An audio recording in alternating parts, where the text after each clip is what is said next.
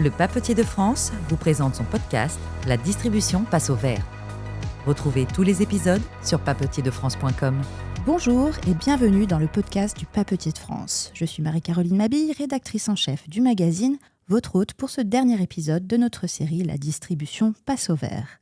Si nos deux premières émissions se sont intéressées à l'éco-responsabilité des points de vente d'une part et à l'influence de la loi AGEC sur la commande publique et les achats interprofessionnels d'autre part, nous revenons aujourd'hui en magasin pour essayer de faire connaissance avec le consommateur responsable. Particulier ou petit professionnel, il est un personnage dont les exigences sont parfois difficiles à cerner. Pour découvrir ce consomme-acteur, nous accueillons Laure Blondel, directrice conseil chez Greenflex. Bonjour. Laure Blondel, Greenflex, c'est un cabinet qui accompagne les entreprises dans leur transition environnementale, sociétale et énergétique. Mais vous éditez également un baromètre de la consommation responsable en partenariat avec l'ADEME. Pouvez-vous nous en dire un peu plus sur ce travail d'observation que vous menez chaque année ? En effet, ce baromètre existe depuis 2004, donc forcément, il y a eu quelques évolutions en l'espace de 20 ans. Donc, dans les grandes lignes, en fait, on va interroger les citoyens sur leur perception de notre modèle de société. On va étudier leurs attitudes et leurs engagements en faveur de la consommation responsable. Mais surtout, l'objectif, c'est de bien identifier les leviers d'action pour que les entreprises et les marques intègrent ces attentes dans leurs réflexions, mais surtout évidemment dans leurs actions. Et donc quand je dis leurs actions, en fait, ça va être le développement de leur offre ou de leurs produits ou même éventuellement de leur communication. Donc chaque année, en fait, on va creuser un peu plus une thématique. Une année, on avait fait la publicité ou bien les freins à la consommation responsable ou la santé. Alors moi, je vous propose de commencer par la question que beaucoup de commerçants se posent. Qu'est-ce qui définit un consommateur responsable ? Alors, c'est une vaste question et je vais vous décevoir directement. Il n'y a pas de consommateur responsable type. On peut évidemment, en revanche, identifier des typologies différentes avec des groupes de consommateurs qui sont plus engagés que d'autres et je vais y revenir dans quelques instants. En fait, ce qui est important de comprendre, c'est qu'il se dégage de notre étude le désir d'un modèle de société plus sobre. Et ça, c'est vraiment de façon transversale, c'est-à-dire que ça va être indépendamment de l'âge ou de la catégorie socio-professionnelle. On a, donc je vais vous citer quelques chiffres, on a par exemple plus de 80% des Français qui déclarent soit consommer moins qu'avant, soit consommer autant qu'avant, mais en choisissant des produits qui ont moins d'impact sur l'environnement. Donc là, c'est vraiment de manière globale sur toute la population. Donc si on se dit effectivement sur 80% de consommateurs, on ne peut pas dire que ce sont soit les jeunes ou soit les urbains. C'est vraiment très, très transversal. Assez universel sur l'ensemble de la population. Exactement. Et donc en fait, cette déclaration de consommer moins ou de consommer mieux, elle est vraiment étayée par des actions qui sont très concrètes. Par exemple, on va poser des questions qui sont est-ce que vous limitez vos achats de produits neufs ? Est-ce que vous privilégiez les achats de seconde main ? Est-ce que vous préférez louer ou emprunter ? Donc c'est vraiment ces actions qu'on va aller chercher un peu plus dans le détail et elles sont sous-tendues à peu près à hauteur de 60% par des raisons économiques, mais en nette progression sur les convictions écologiques et sociales. C'est-à-dire les gens vont faire ce type de choix pas uniquement pour des questions d'argent, mais vraiment aussi par rapport en fait à leurs convictions. Oui, c'est pas qu'une sobriété économique, surtout ces dernières années où on a beaucoup parlé d'inflation, c'est aussi une évolution sociétale et philosophique presque. Absolument. On voit effectivement que tous ces items, ils sont vraiment, on va vraiment aller chercher les convictions, donc que ce soit environnemental ou social, des enjeux de société au-delà de l'impact environnemental de certaines pratiques. Et donc ce qu'on voit effectivement aussi, c'est qu'un des engagements, un des enseignements principaux de l'étude, et ça se consolide année après année, c'est que vraiment l'engagement individuel des Français continue de progresser. Donc je vous redonne encore quelques chiffres. On a par exemple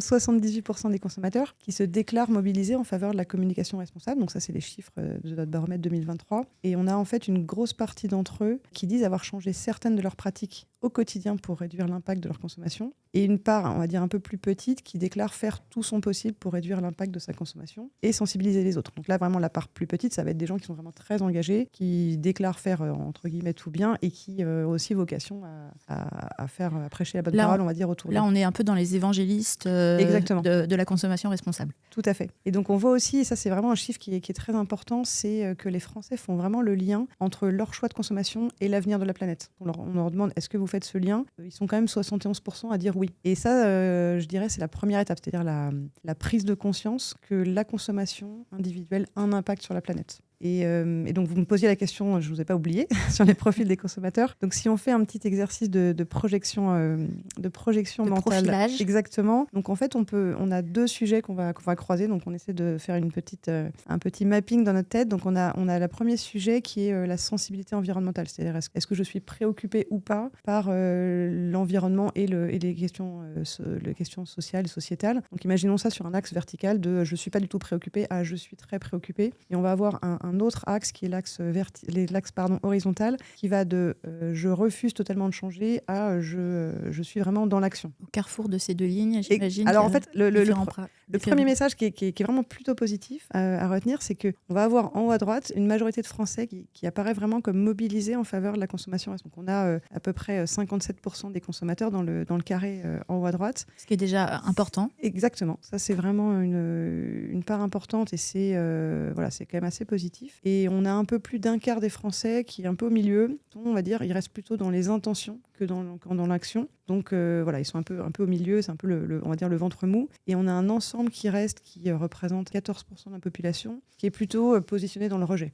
Donc après, on n'a pas forcément le temps de rentrer plus dans le détail aujourd'hui, mais on a à peu près 6 profils qu'on a identifiés. Donc on a donc tout en bas à gauche, on a plutôt vraiment des réfractaires. Et donc en haut, plus à droite, on va dire, on a plutôt des personnes qui vont être converties et qui vont donc aussi... Qui vont être un peu plus militantes. Exactement.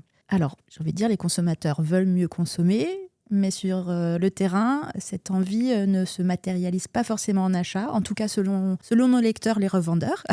Comment expliquer ce décalage qu'il y a entre l'intention et la réalité ? C'est une question qu'on nous pose souvent, parce qu'effectivement, dans ce baromètre de la consommation responsable, des chiffres qui attestent d'une volonté de consommer mieux, ou même complètement de changement. Dans les chiffres, on a tous envie Exactement. de consommer mieux. Dans les chiffres en fait, qui attestent de la volonté de changer de modèle sont très très forts. Donc effectivement, force est de constater que la réalité est un peu différente. Donc déjà, je rappelle que ce baromètre, c'est du déclaratif. Ça veut dire quoi ? Ça veut dire qu'on interroge les gens sur leurs convictions profondes, leurs envies, leurs idéaux, ce qui les motive, ce qui les freine. Mais ils ne sont pas dans un rayon de supermarché, ils ne sont pas chez un commerçant, ils ne sont pas sur un site de e-commerce, ils ne sont pas en train de faire un achat. Ils ne sont pas dans l'action. Exactement. Pas encore. Parce que là, effectivement, quand on est dans l'action, on se retrouve avec sa liste de courses, on se retrouve à devoir concilier le temps qu'on a pour faire ses achats, son budget qui est relativement évidemment contraint en ce moment, ses envies à l'instant T, celles éventuellement de ceux pour qui on fait les courses. Si je pense à des parents qui vont acheter des fournitures scolaires pour leurs enfants. Sûr qu'il y a des produits où l'enfant va vouloir plus certaines marques que d'autres, Exactement. sans prendre en compte l'aspect écologique. Ou les professeurs qui font des demandes particulières de marques ou de produits. Et donc, dans les quelques secondes sur les quelques secondes que vont durer l'acte d'achat, plus évidemment toutes les sollicitations de mise en avant des produits, évidemment, il se peut que les aspirations profondes vers une consommation responsable passent un peu la trappe. Je vous l'accorde. Et donc, en effet, au-delà de ça, il y a vraiment un certain nombre de freins qui empêchent ce passage à l'action. Alors justement, parlons-en des freins. Dans votre baromètre, vous identifiez notamment 3 freins importants. D'abord le prix. Notamment en ce moment, le prix, ça reste très très important. Donc moi j'avais noté 66% des Français qui pensent que consommer responsable coûte plus cher. Deuxièmement, le manque d'offres, cité par 45% des sondés. Ce qui est important, c'est donc le manque de visibilité de ce qui forme cette offre plus écologique. Et enfin, la méfiance envers le discours des marques, puisque 84% des consommateurs, et ça c'est significatif, affirment avoir besoin de preuves de l'engagement des entreprises. Comment vous, chez Greenflex, vous analysez ces chiffres ? Donc effectivement, c'est des chiffres, si vous prenez le prix par exemple, qui reste le premier frein, d'ailleurs c'est vraiment pas tant le prix que la perception prix. Parce qu'en fait, la réponse exacte, c'est j'ai le sentiment que ça coûte trop cher, donc c'est vraiment le sentiment que ce n'est pas le bon prix, et en fait cette réponse elle arrive en premier, quel que soit le niveau de vie en fait, des répondants. Et en effet, rapidement après, c'est le sujet de l'offre. Donc là, il y a aussi un chiffre qui est très intéressant, c'est la critique des consommateurs sur l'offre actuelle. On a 68% des Français qui estiment qu'avec les produits qu'elles proposent aujourd'hui, les entreprises et les marques n'aident pas à consommer responsable. Donc ça veut vraiment dire qu'ils sont perdus ou qu'ils ont besoin d'aide. Qu'ils ne trouvent pas ce dont ils ont envie, en tout cas, en magasin, en rayon.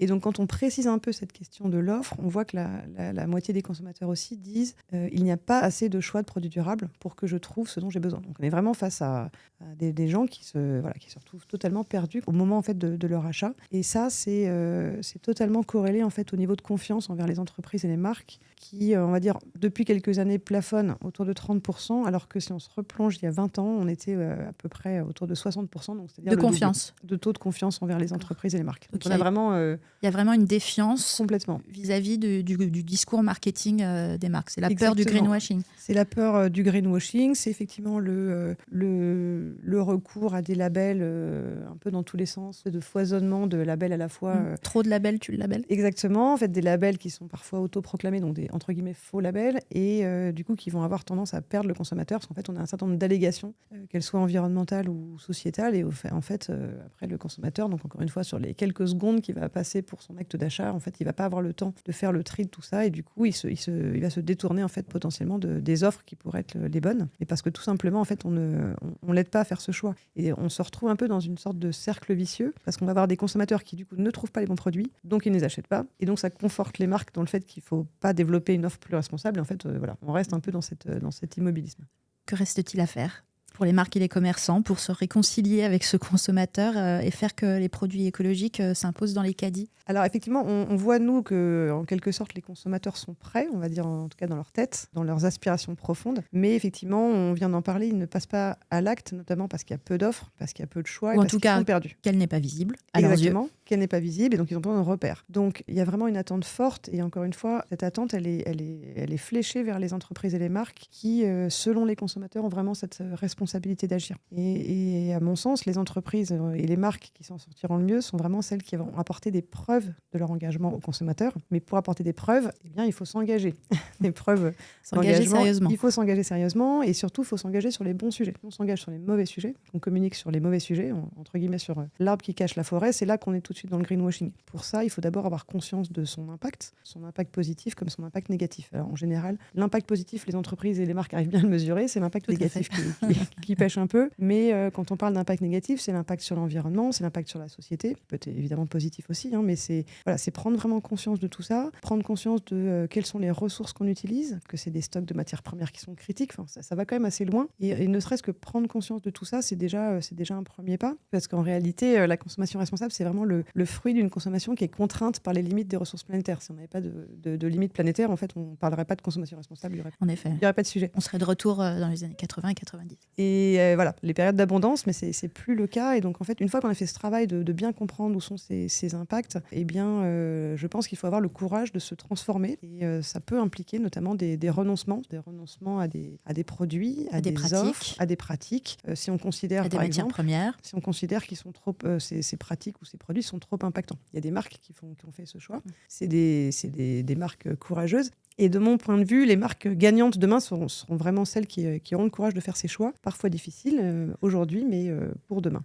On a parlé un peu tout à l'heure des labels, ils sont nombreux. Il y a aussi le concept d'entreprise à mission. Est-ce que dans votre baromètre, vous interrogez les clients sur la compréhension de ces démarches ? En fait, alors, on peut pas interroger sur la totalité des sujets, parce que sinon le questionnaire durerait 3 heures.